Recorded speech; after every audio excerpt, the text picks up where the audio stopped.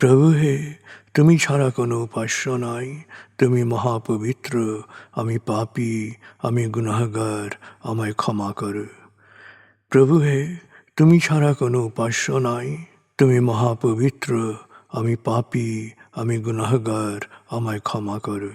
প্রভু হে, তুমি ছাড়া কোনো উপাস্য নাই, তুমি মহাপবিত্র, আমি পাপী, আমি গুনাহগার, আমায় ক্ষমা করো।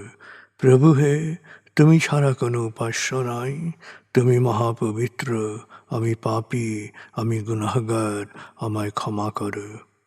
প্রভু হে, তুমি ছাড়া কোনো উপাস্য নাই, তুমি মহাপবিত্র, আমি পাপী, আমি গুনাহগার, আমায় ক্ষমা করো। প্রভু হে, তুমি ছাড়া কোনো উপাস্য নাই, তুমি মহাপবিত্র, আমি পাপী, আমি গুনাহগার, আমায় ক্ষমা করো। প্রভু হে, তুমি ছাড়া কোনো উপাস্য নাই, তুমি মহাপবিত্র, আমি পাপী, আমি গুনাহগার, আমায় ক্ষমা করো। প্রভু হে, তুমি ছাড়া কোনো উপাস্য নাই, তুমি মহাপবিত্র, আমি পাপী, আমি গুনাহগার, আমায় ক্ষমা করো। প্রভু হে, তুমি ছাড়া কোনো উপাস্য নাই, তুমি মহাপবিত্র, আমি পাপী, আমি গুনাহগার, আমায় ক্ষমা করো। প্রভু হে, তুমি ছাড়া কোনো উপাস্য নাই, তুমি মহাপবিত্র, আমি পাপী, আমি গুনাহগার, আমায় ক্ষমা করো। প্রভু হে, তুমি ছাড়া কোনো উপাস্য নাই, তুমি মহাপবিত্র, আমি পাপী, আমি গুনাহগার, আমায় ক্ষমা করো। প্রভু হে, তুমি ছাড়া কোনো উপাস্য নাই, তুমি মহাপবিত্র, আমি পাপী, আমি গুনাহগার, আমায় ক্ষমা করো। প্রভু হে, তুমি ছাড়া কোনো উপাস্য নাই, তুমি মহাপবিত্র, আমি পাপী, আমি গুনাহগার, আমায় ক্ষমা করো। প্রভু হে, তুমি ছাড়া কোনো উপাস্য নাই, তুমি মহাপবিত্র, আমি পাপী, আমি গুনাহগার, আমায় ক্ষমা করো। প্রভু হে, তুমি ছাড়া কোনো উপাস্য নাই, তুমি মহাপবিত্র, আমি পাপী, আমি গুনাহগার, আমায় ক্ষমা করো। প্রভু হে, তুমি ছাড়া কোনো উপাস্য নাই, তুমি মহাপবিত্র, আমি পাপী, আমি গুনাহগার, আমায় ক্ষমা করো। প্রভু হে, তুমি ছাড়া কোনো উপাস্য নাই, তুমি মহাপবিত্র, আমি পাপী, আমি গুনাহগার, আমায় ক্ষমা করো। প্রভু হে, তুমি ছাড়া কোনো উপাস্য নাই, তুমি মহাপবিত্র, আমি পাপী, আমি গুনাহগার, আমায় ক্ষমা করো।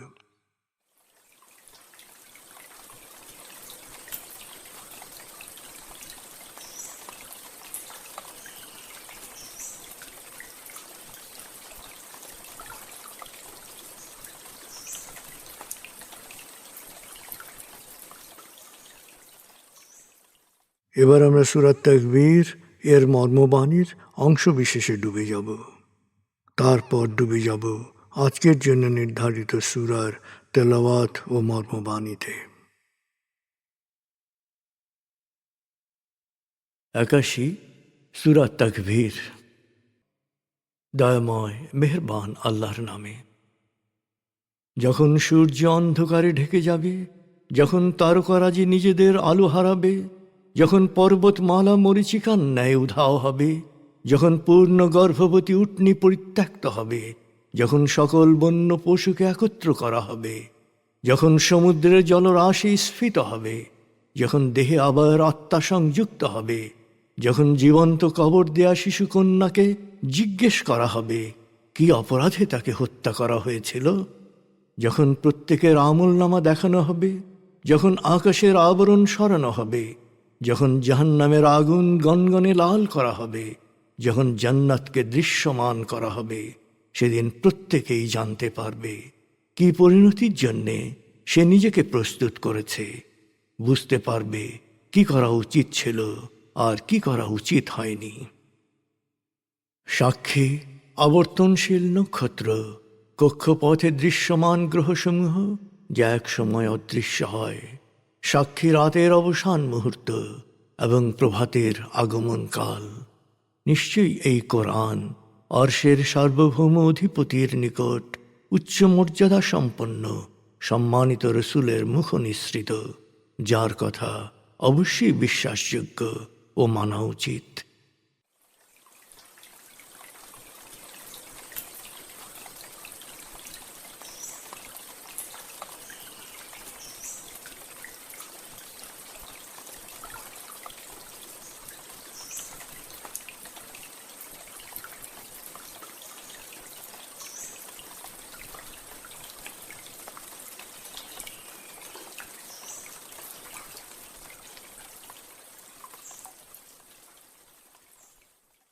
এবার আমরা সূরা আর রহমান 1 থেকে 32 আয়াতের তেলাওয়াত ও মর্মবাণীর গভীরে ডুবে যাব।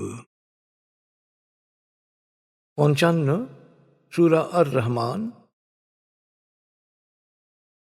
বিসমিল্লাহির রহমানির রহিম।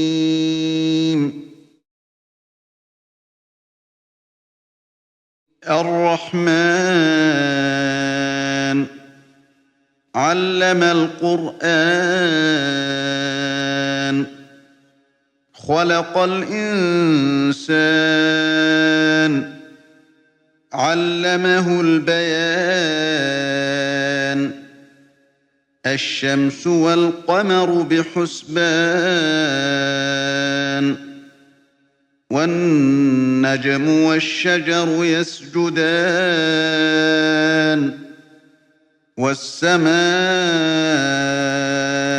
رفعها ووضع الميزان ألا تطغوا في الميزان وأقيموا الوزن بالقسط ولا تخسروا الميزان والأرض وضعها للأنام فيها فاكهة والنخل ذات الأكمام والحب ذو العصف والريحان فبأي آلاء ربكما تكذبان خلق الإنسان من صلصال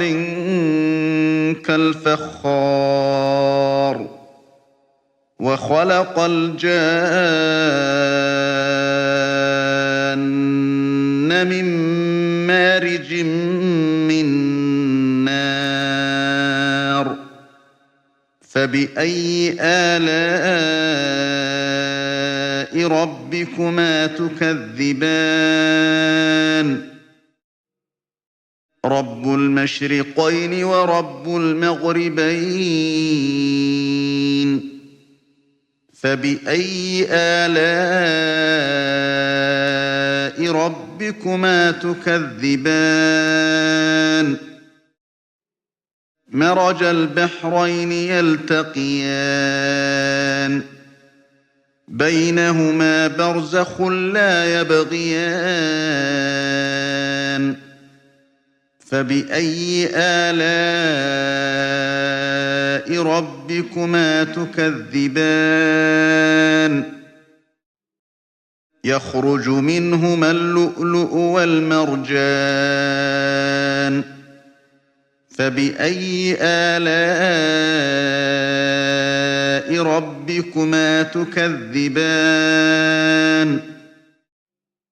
وله الجوار المنشآت في البحر كالأعلام فبأي آلاء ربكما تكذبان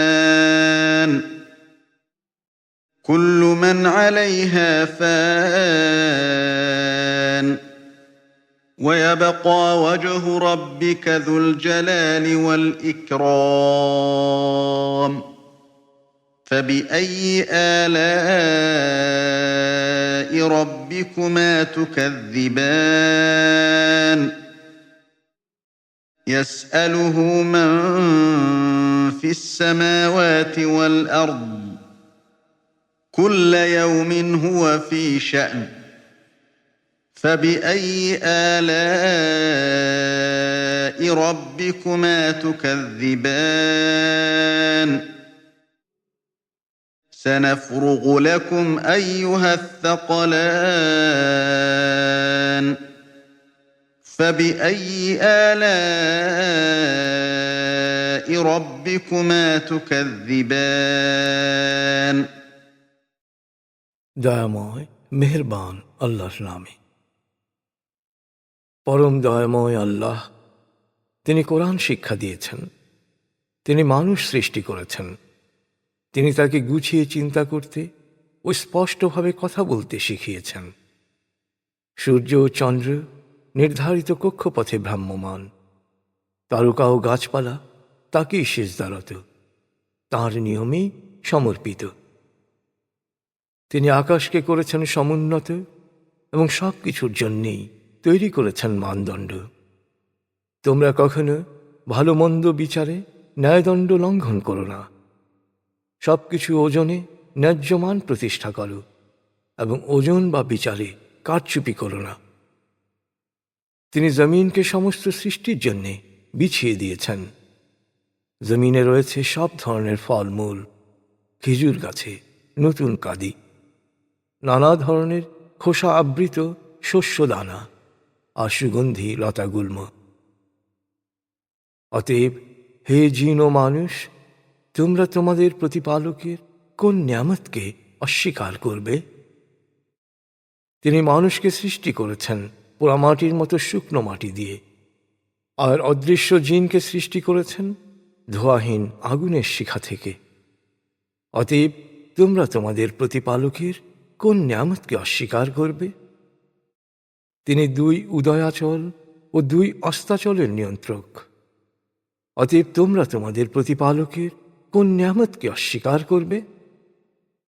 সমুদ্রের 2 বিশাল স্রোতধারাকে তিনি মুক্তভাবে প্রবাহিত করেন, যাতে তারা পরস্পর মিলিত হতে পারে, কিন্তু মাঝে রয়েছে অদৃশ্য দেয়াল, ফলে তারা পরস্পরকে অতিক্রম করতে পারে না। অতএব তোমরা তোমাদের প্রতিপালকের কোন নিয়ামতকে অস্বীকার করবে? আর সমুদ্রে উৎপন্ন হয় মুক্তা ও প্রবাল।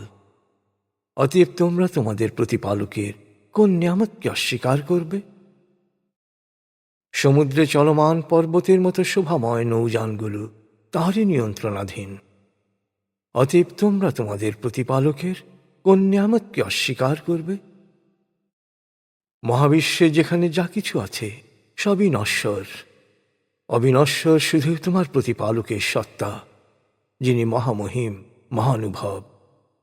অতএব তোমরা তোমাদের প্রতিপালকের কোন নিয়ামতকে অস্বীকার করবে? মহাবিশ্বের সব কিছুই তাঁর উপর নির্ভরশীল, তাঁরই নিকট প্রার্থনা করে। সময়ের প্রতিটি মুহূর্তে তাঁর মহিমা নবনব রূপে দীপ্যমান। অতএব তোমরা তোমাদের প্রতিপালকের কোন নিয়ামতকে অস্বীকার করবে? হে পাপ ভারাক্রান্ত জিন ও মানুষ, একদিন আমি তোমাদের সবারই হিসাব নেব। অতএব তোমরা তোমাদের প্রতিপালকের কোন নিয়ামতকে অস্বীকার করবে?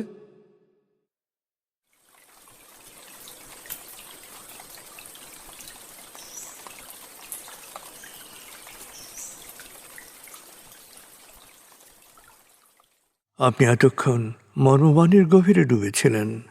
এবার আপনার মনে মর্মবাণীর যে বিষয়গুলো দাগ কেটেছে সেই বিষয়গুলোর ভাবনায় ডুবে যান।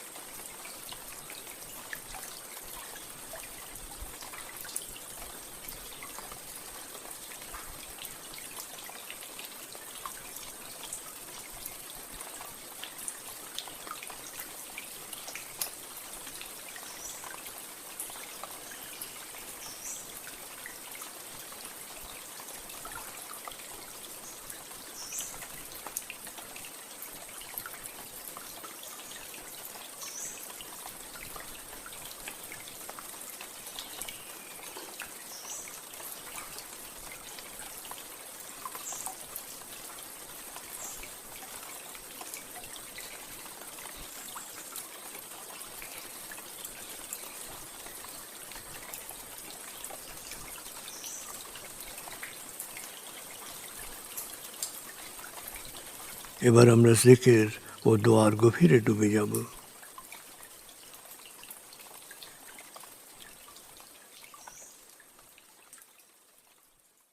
এবার হালকাভাবে চোখ বন্ধ করুন, লম্বা দম নিন, নাক দিয়ে দম নিন, আস্তে আস্তে মুখ দিয়ে দম ছাড়ুন।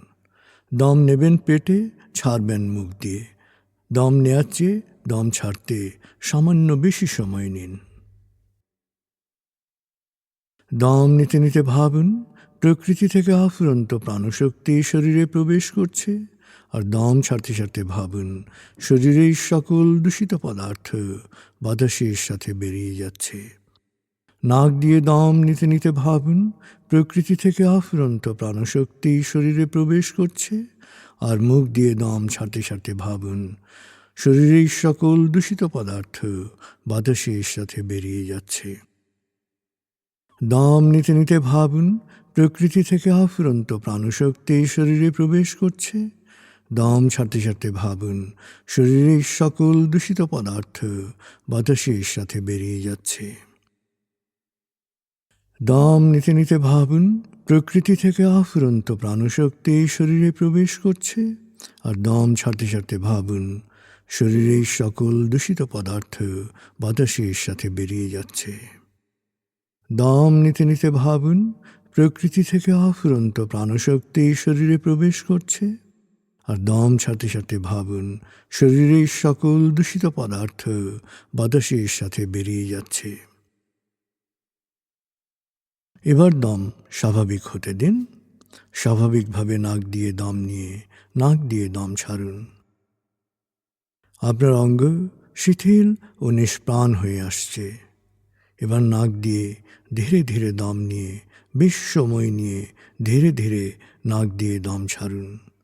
দম নেওয়ার চেয়ে ছাড়ায় সময় একটু বেশি নিন। ধীরে ধীরে দম নিন, ধীরে ধীরে দম ছাড়ুন।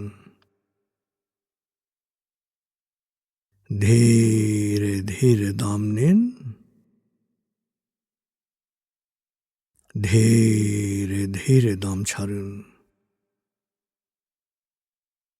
ধীরে ধীরে দম নিন,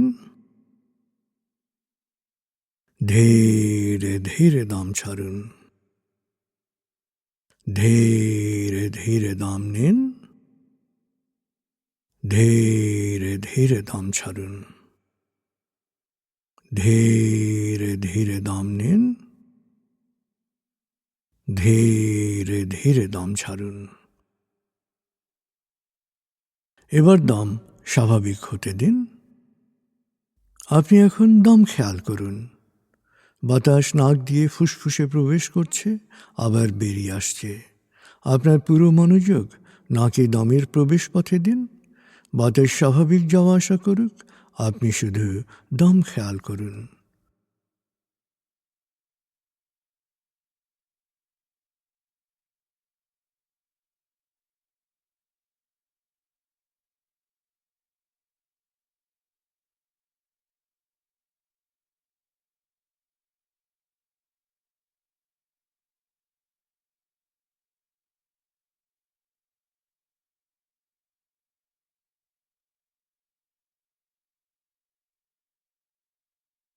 অনুভব করুন আপনার শরীর ভারী লাগতে শুরু করেছে। আরাম, আরাম, আরাম। অনুভব করুন শিথিলতা স্রোতের মতো, বরফ গলা পানির মতো আপনার মাথা থেকে শরীর বেয়ে নিচের দিকে নেমে যাচ্ছে।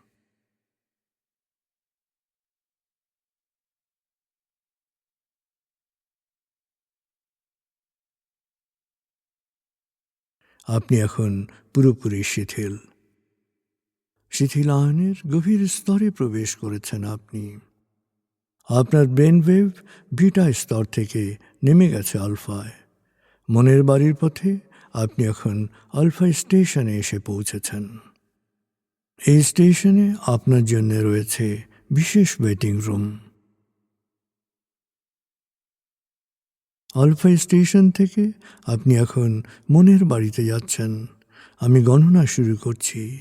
19,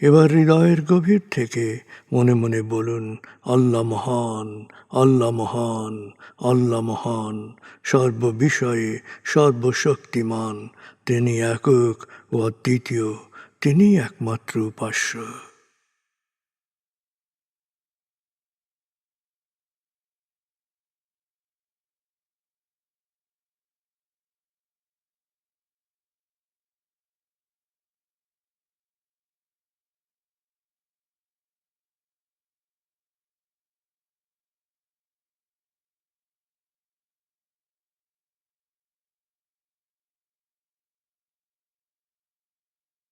হৃদয়ের গভীর থেকে প্রার্থনা করুন, হে আল্লাহ, তুমি আমাদেরকে বিশ্বাসী, সৎকর্মশীল, সংঘবদ্ধ মানুষ হিসেবে কোয়ান্টাম ফাউন্ডেশনে একাত্ম করেছ।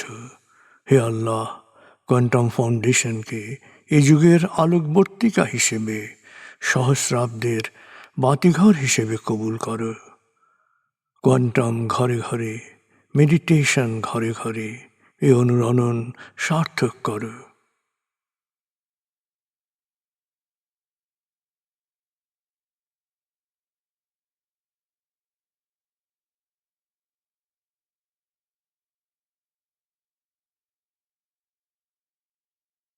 হে আল্লাহ, হে দয়াময়, হে মেহেরবান, কোয়ান্টাম ফাউন্ডেশনের সকল কার্যক্রম, শিক্ষা সেবা, শুদ্ধাচার, রক্তদান, এতিমান, প্রবীণ সেবা, চিকিৎসা সেবা, খতনা, মাতৃমঙ্গল, দাফন, কোয়ান্টাম মেথড কোর্স, এই সমস্ত কার্যক্রমকে সদকায়ে জারিয়া হিসেবে কবুল করো। এই কার্যক্রমে যারা সেবা দিয়েছেন তাদের সবার জীবনকে বরকতময়, প্রশান্তিময় করে দাও।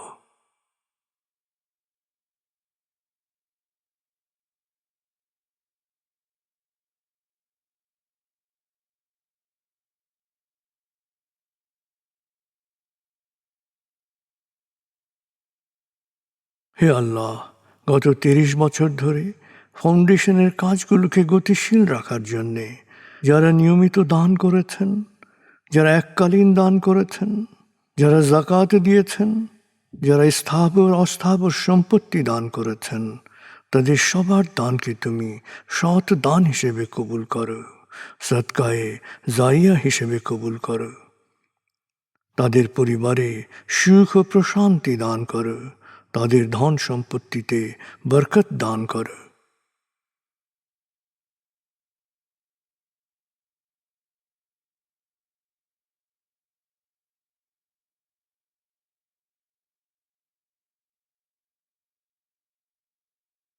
এবার দেশের জন্য দোয়া করুন, হে আল্লাহ, দেশের প্রতিটি মানুষ যেন প্রজ্ঞাপূর্ণ সিদ্ধান্ত নিয়ে নিজের কাজ সবচেয়ে ভালোভাবে করতে পারে, সবাইকে সে তৌফিক দাও। হে আল্লাহ, তুমি আমাদের তোমার বিশেষ অনুগ্রহ ভাজন জাতিতে পরিণত করেছ, অফুরন্ত অনুগ্রহ সম্পদ দিয়েছ, বিশ্বকে বিভিন্ন ক্ষেত্রে নেতৃত্ব দেওয়ার মতো মেধা ও মস্তিষ্ক দিয়েছ। আমরা যেন ভালো মানুষ, ভালো দেশে রূপান্তরিত হতে পারি, আমাদের সেই তৌফিক দাও।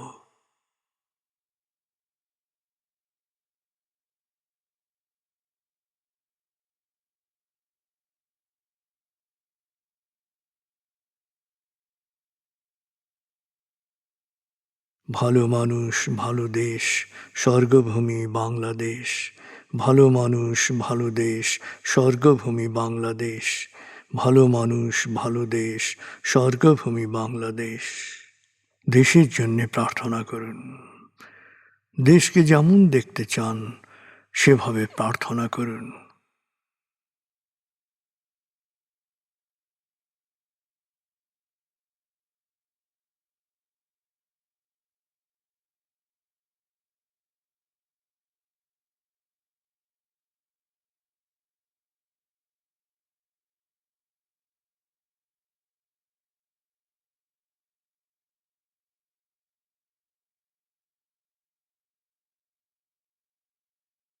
হে আল্লাহ,